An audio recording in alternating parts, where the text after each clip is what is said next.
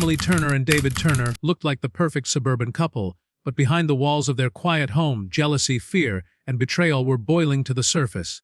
What began as suspicion of late nights and hidden secrets ended with a husband buried in the woods and a wife facing justice for a crime that shocked everyone who thought they knew them. Emily Turner's life appeared flawless to anyone who looked from the outside.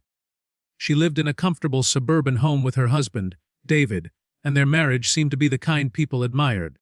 At neighborhood gatherings, Emily always arrived with a smile, dressed neatly and holding David's hand. To acquaintances, they were the picture of stability. But the truth was hidden behind closed doors, where their private world told a different story. The warmth that once filled their home had been replaced by long silences, tension, and arguments that grew sharper with every passing month. Emily felt the ground shifting beneath her, though she tried to conceal it from everyone around her. David was dedicated to his job, often working late hours. At first, Emily told herself it was normal, a sign of his commitment to building their future. But as those late nights stretched longer and the excuses piled higher, she began to sense a pattern. He grew distant, brushing off her questions with vague explanations. He no longer reached for her hand or laughed at the little things they used to share. Their conversations turned into brief exchanges about bills, schedules, and responsibilities, without the affection that once held them together. Emily started to believe something darker lay beneath his behavior, and her thoughts became restless. Her suspicions grew when she noticed small changes.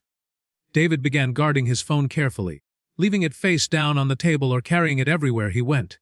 He received calls in hushed tones and sometimes stepped outside to talk, returning with a strained look on his face.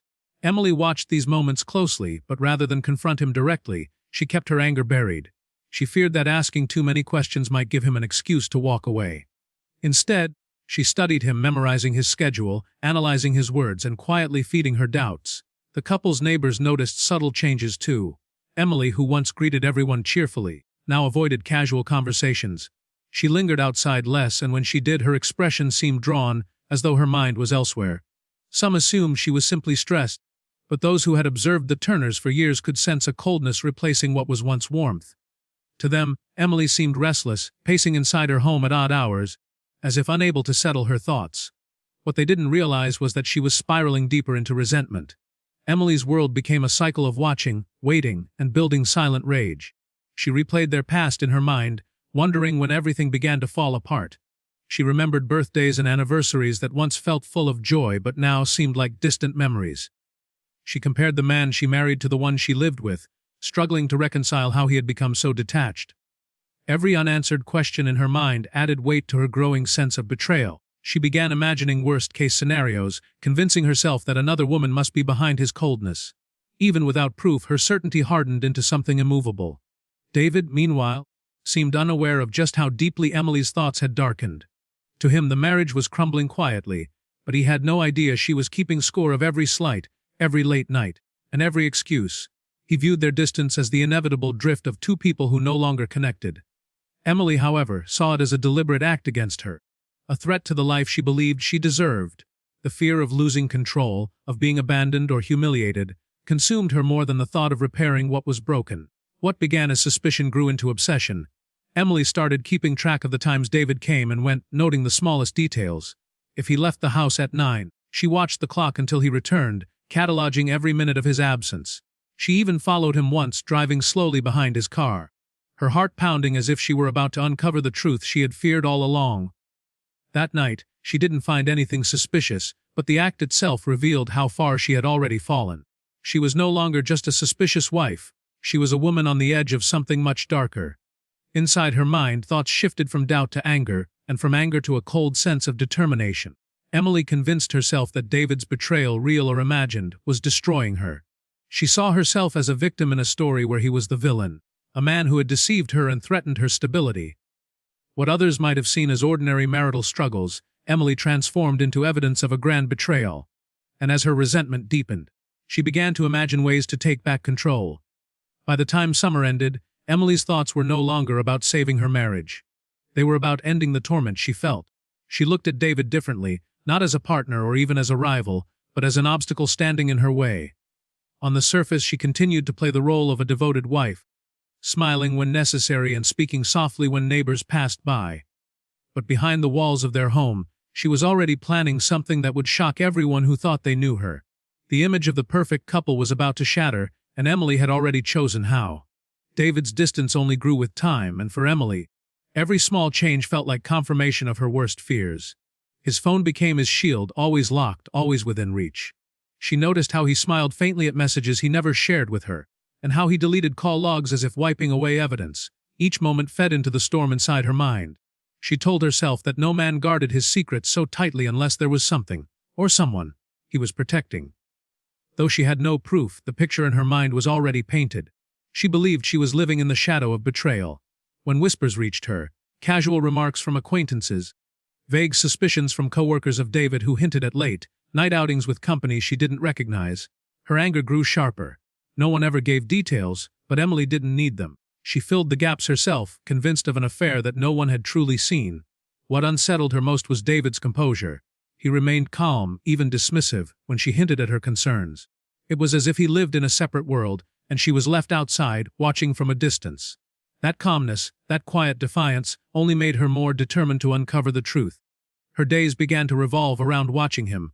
She listened for the sound of his car in the driveway, studied his expressions when he returned, and sniffed his clothes as though they might carry traces of another life. Every night she grew more certain, but her certainty brought her no peace. Instead, it bred restlessness. She could no longer focus on her routines. Her appetite shrank, her sleep became broken, and her thoughts circled endlessly.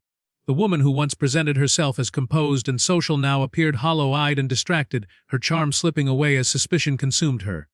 David, on the other hand, seemed oddly at ease with the growing distance. He didn't try to bridge the gap or soften the silence between them. To him, perhaps, the marriage was already unraveling, and he had no energy left to save it. When he finally admitted one evening that he was considering leaving, Emily felt her world collapse in an instant. For her, it wasn't just about losing him, it was about losing everything. The house, the security, the reputation, even the identity she had built as part of a married couple, all seemed to be slipping through her hands. Her fear quickly turned into bitterness. Divorce, she thought, would leave her humiliated, discarded like a mistake. She began to picture the whispers of neighbors, the pitying looks, and the judgment she would face. To her, David wasn't just ending their relationship. He was threatening her survival. She imagined him starting over with someone younger, while she was left behind, trapped in a narrative of failure. These thoughts hardened into rage. The people around her started to notice. Friends saw that Emily had become unpredictable, her emotions shifting without warning. Sometimes she appeared unusually calm, other times irritable and short-tempered. At gatherings, she no longer joined conversations. Instead, she sat quietly, eyes fixed on nothing in particular, lost in her own world. Her mind wasn't on the chatter around her, but on David, his absence, and the growing certainty that he was planning a future without her. She began to keep track of his finances, searching for proof that he was preparing to leave. Bank statements, credit card receipts, unexplained withdrawals, every small irregularity became a piece of the puzzle she thought she was assembling. She even started going through his belongings when he wasn't home, searching for signs of infidelity. What she found were ordinary objects, receipts for gas, late-night fast food, items from convenience stores, but to Emily they were all part of a hidden story. She convinced herself these scraps of paper were evidence of lies. At night her mind refused to rest. She replayed their arguments over and over, layering her suspicion with imagined scenarios. She pictured David laughing with someone else, spending money on her, whispering words of affection that once belonged to Emily alone. The images were vivid, almost real, and they fueled her fury. She began to see him less as a husband and more as an enemy, a man who had betrayed her trust and plotted her downfall. It wasn't just jealousy that drove her now. It was fear of losing her position, her identity, and her control. She told herself that David wasn't simply abandoning her, he was destroying her life, and if he succeeded, she would be left powerless, a victim of his choices. That belief grew into a justification. She began to consider that if David was going to take everything from her, she had the right to take something from him in return. This dangerous thought took root quietly, almost naturally, as though it had been waiting in the shadows. Emily started imagining scenarios, ways to stop him before he could leave her behind. At first, these thoughts appeared fleeting, but the more she replayed them, the more they began to feel like a plan. She envisioned herself as someone reclaiming control, preventing her own destruction by removing the threat that stood in her way. Her obsession became her shield against fear. While David seemed detached, almost careless in his silence, Emily was sinking deeper into her fixation. She saw herself not as a woman unraveling, but as someone preparing to fight back. Her anger became her clarity. guiding her toward a decision she believed was inevitable. Every time she looked at David, every time she watched him walk past her without a word, she no longer saw the man she once loved. She saw the embodiment of betrayal, the reason for her unraveling, and the obstacle she would one day have to erase. The night it happened began like any other. With an unsettling silence that hung heavy in the Turner household, David sat in the living room, scrolling through his phone, the faint glow illuminating his face. Emily watched him from the kitchen. Her mind locked on the decision she had been circling for weeks. The distance between them had grown into a canyon she could no longer cross, and her resentment had hardened into something immovable. That evening, her thoughts were no longer clouded with doubt or hesitation. She had resolved that David would not leave her, not humiliate her, and not destroy the life she had worked so hard to maintain. She prepared dinner as if it were any other night. The clatter of dishes, the aroma of roasted food, and the neat setting of the table gave the illusion of normalcy. But underneath the routine was calculation. Every detail of the evening had been arranged in her mind: the timing, the location, and the aftermath. Emily's hands trembled slightly as she set down the plates, but her face remained composed. If David noticed anything unusual, he didn't show it. He ate quietly, barely acknowledging her presence, while Emily studied his every movement with an intensity that only she understood.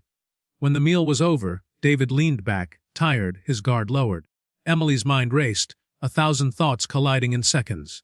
She imagined him with another woman, imagined the conversations he must have had, imagined the future he was planning without her.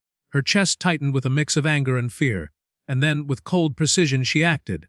The moment was swift, shocking even to her as it happened. Years of bitterness and suspicion erupted in one calculated burst. David never saw it coming, and within moments, the man who had once been the center of her life was lying lifeless on the floor of their home. The silence that followed was suffocating. Emily stood frozen, staring at what she had done. The reality of it pressed against her chest, threatening to crush her, but she forced herself to stay calm. Panic tried to break through, but a different instinct overpowered its survival. She reminded herself that she had come too far to falter now. There was no turning back.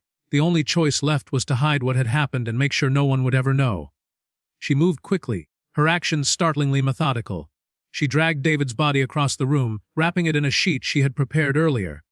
The weight was crushing, but adrenaline gave her the strength to continue. She wiped the floor clean with a determination that bordered on obsession, scrubbing until no trace of blood remained.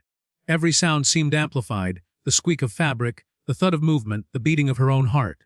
She paused several times, straining to hear any noise from outside, terrified that a neighbor might see or hear something. But the world outside remained silent, unaware of the horror unfolding inside the Turner house. When the house was spotless, Emily turned to the next step. She waited until the neighborhood was quiet, until lights in nearby houses went dark. At midnight, she carried the body to the garage, struggling with the weight as she loaded it into the trunk of her car. Her hands shook, her breath came in short gasps, but she pressed forward. She knew the wooded area outside town would be her best chance. It was secluded, dense, and rarely visited. She had driven past it many times, and now it seemed like the perfect hiding place for her secret. The drive felt endless, the silence inside the car unbearable. Every bump in the road rattled her nerves. Her eyes darted constantly to the rearview mirror, convinced that headlights would appear, that a patrol car would pull her over, that everything would unravel before she even reached her destination. But the roads remained empty, the night working in her favor. When she finally arrived, the woods loomed before her, dark and uninviting. For the first time, she felt the full weight of what she was about to do. She dragged David's body from the trunk, her muscles burning with effort. The earth was soft in places, damp from recent rain, and she used both a shovel and her bare hands to dig. The process felt endless, the ground resisting her every move, but she forced herself to continue. Sweat dripped down her face, dirt caked under her nails, her arms trembling with exhaustion. When the hole was finally deep enough, she rolled David's body into it, covering him with soil, leaves, and branches until the ground looked undisturbed. She stepped back, breathing heavily, staring at the crude grave she had created. The man she had once loved was gone, hidden beneath the forest floor. Driving home, Emily tried to steady her thoughts. She told herself she had done what was necessary, that no one would ever know. She rehearsed the story she would tell, that David had left suddenly, that she had no idea where he had gone. In her mind, she began weaving a narrative to protect herself, convincing herself that if she stayed calm, she could survive this. But even as she tried to believe it, a part of her knew that secrets buried in the earth had a way of rising again. When she pulled into her driveway, the neighborhood was silent. The same houses, The same streets, the same quiet lives surrounded her. To everyone else, nothing had changed. But inside Emily's home, the truth was different. The image of a perfect marriage had been shattered forever, replaced by a chilling reality she could never undo. The forest had swallowed her secret, but the silence afterward was louder than anything Emily had ever known. She returned home just before dawn, showered, and scrubbed her skin raw as though she could erase what she had done. The house looked ordinary, every cushion in place, every surface polished, yet the air felt heavy with the weight of her actions. She forced herself to make coffee, to move through her routine, to appear calm in case anyone happened to notice. But beneath that surface, fear was beginning to seep through the cracks. In the days that followed, Emily clung to the story she had rehearsed. She told neighbors that David had gone away suddenly, a work trip, a personal matter, nothing unusual. Her voice stayed steady, and she managed to smile when pressed for details. For the first few days, no one questioned her. People accepted her explanation, too busy with their own lives to look deeper. But it didn't take long for doubt to spread. David's co-workers began to wonder why he had not shown up at the office or called to explain his absence. His car remained parked in the driveway, untouched. Phone calls to his cell went unanswered, and messages piled up with no response. Emily tried to stay ahead of the questions. She explained away his car by saying he had left with a friend, fabricated excuses for his silence, and insisted that he had been under stress and needed time alone. But the more she spoke, the more tangled her lies became. Every answer she gave required another, and each detail risked contradicting the last. Her story was fragile, and she knew it. Still, she pushed forward, determined to maintain control. The police became involved after David's sister reported him missing. Officers arrived at the Turner home, polite at first, asking standard questions. Emily kept her composure, repeating the same lines she had practiced. She made tea, kept her tone light, and even showed them the bedroom as if nothing were out of place. But beneath her calm exterior, she was trembling. Every question felt like a test, and she feared that one slip could unravel everything. When they asked if David had been unhappy, she quickly denied it, insisting their marriage was stable. In her haste, she painted too perfect a picture which only raised quiet suspicion in the minds of investigators. As days turned into weeks, the pressure grew heavier. Emily struggled to maintain her routine. At night, she woke in a sweat, convinced she heard the sound of footsteps outside or voices whispering in the dark. She began checking locks twice, sometimes 3 times, before going to bed. Her nerves frayed with every passing day, and though she tried to appear normal, her unease was noticeable. Neighbors whispered about how pale and restless she looked, about how quickly she shut down conversations if David's name came up. What she thought was careful control began to look, to others, like nervous avoidance. The investigation widened. Detectives began tracing David's last known movements, speaking to coworkers, checking his financial activity. When nothing surfaced, suspicion turned closer to home. Surveillance cameras in nearby streets were reviewed, and there, caught in grainy footage, was Emily's car leaving her driveway late on the night David disappeared. The footage was not enough to prove anything, but it raised serious questions. Emily explained that she had gone for a late drive to clear her head, but the timing was difficult to ignore. Search teams were eventually dispatched to the wooded area where her car had been seen. Dogs combed through the thick brush, officers spread out in lines, and slowly, the forest began to reveal its secrets. At first, Emily believed she had buried him deep enough, hidden the grave well enough. But disturbed soil, faint and uneven, caught the attention of the searchers. The ground gave way under their tools, and what Emily had tried so hard to keep hidden was brought back to light. The body was discovered, wrapped and concealed but unmistakable. The secret she had buried in desperation was now evidence in plain view. When police arrived at her door with the news, Emily felt her world collapse. Every precaution she had taken, every lie she had told, had unraveled in a single discovery.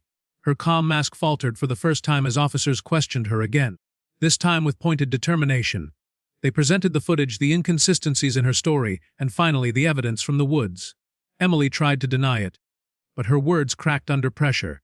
The neighbors who once saw her as charming and composed now watched as she was led away, her face pale, her hands trembling. The suburban street that once believed in the illusion of a perfect couple now knew the truth. David's disappearance had never been a mystery of chance. It was the result of a plan, carefully plotted and coldly executed by the woman who was supposed to love him most.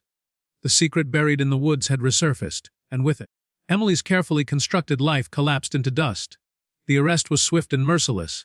Emily had no chance to compose herself, no chance to slip back into the mask she had worn for so long. Officers led her from the house as neighbors stood silently on their porches, some whispering, others staring in disbelief. The image of the perfect wife, once admired for her grace and poise, was shattered in an instant. Cameras captured her pale face as news crews gathered outside, and by morning her name was spread across headlines. What had once been a private suspicion of a failing marriage was now a public tragedy of betrayal and violence. In the interrogation room, detectives pressed her with evidence.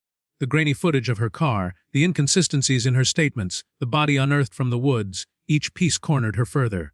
At first, she denied everything, clinging desperately to her story of David's sudden disappearance. But denial became fragile when the weight of facts piled against her. Her composure cracked under the intensity of questioning. Her hands trembled, her words faltered, and eventually, her silence spoke louder than anything she could say. Investigators understood they were not dealing with an innocent woman, but someone who had calculated every move until her plan unraveled. The trial that followed drew massive attention. Courtrooms filled with reporters, family members, and onlookers hungry for details. Prosecutors painted a chilling picture of Emily, a wife consumed by jealousy, fear, and desperation. They laid out the timeline with precision. The growing arguments, David's desire for separation, Emily's resentment, the carefully prepared night of his murder, and the attempted concealment in the woods. The burial site, the methodical cleaning of the house, the rehearsed lies, all became evidence of a plan that was far from impulsive. Her defense team tried to present her as a woman driven to the edge, claiming emotional turmoil clouded her judgment. They argued that years of neglect, suspicion of infidelity, and the threat of losing everything pushed her into a state of desperation. But even as they spoke, the evidence remained undeniable. The act was not a moment of madness. It was a series of deliberate choices carried out with chilling determination. Witnesses described her behavior in the weeks before David's disappearance. Her restless pacing, her sudden withdrawal from social life, her tense demeanor. The picture that emerged was not of a woman overwhelmed by accident, but one who had carefully prepared for what she intended to do. Family members of David filled the courtroom with grief etched on their faces. His sister, who had first reported him missing, sat through every testimony, her expression a mix of sorrow and fury. Friends and colleagues spoke of his kindness, his dedication, and the confusion they felt when he vanished without a word. Each story painted David not as the distant husband Emily had described, but as a man whose life had been stolen too soon. The contrast between the grieving family and Emily's cold presence only deepened the impact of the prosecution's case. When the verdict was finally read, the courtroom fell silent. Guilty on all charges. Emily sat motionless, her face drained of expression. For the first time, she seemed to understand the finality of what had happened. There would be no second chance, no way to control the narrative anymore. The life she had clung to so fiercely, the home, the reputation, the marriage, was gone forever. What remained was a lifetime behind bars, defined not by who she pretended to be but by what she had done.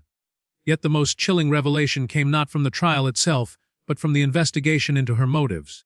While jealousy and suspicion had driven her thoughts, financial records revealed a deeper reason. Emily had been drowning in debt, hiding overdue bills and secret credit card balances. Divorce would have exposed her lies, stripping her of stability and reputation. In her mind, David's decision to leave was not just about love lost. It was about survival. Killing him, as twisted as it seemed, had become her way of keeping control. She hadn't acted only out of rage but out of cold, calculated fear of losing everything. The story closed with the community left in shock. Neighbors who once waved to Emily across white picket fences struggled to reconcile the woman they thought they knew with the truth revealed in court. The house where the Turners had once appeared to live a happy life stood as a hollow reminder of the darkness that had grown inside. Friends avoided driving past it, unwilling to confront the memory. What was once a symbol of stability had become a monument to betrayal. For many, the tragedy became a cautionary tale. It showed how quickly suspicion could spiral, how pride and fear could consume someone until they crossed a line they could never return from. Emily's story was no longer about a failing marriage, but about how desperation and control could twist into something monstrous. The woods that had hidden her crime stood as silent witnesses to her downfall, and the echoes of her choices would haunt the community for years to come.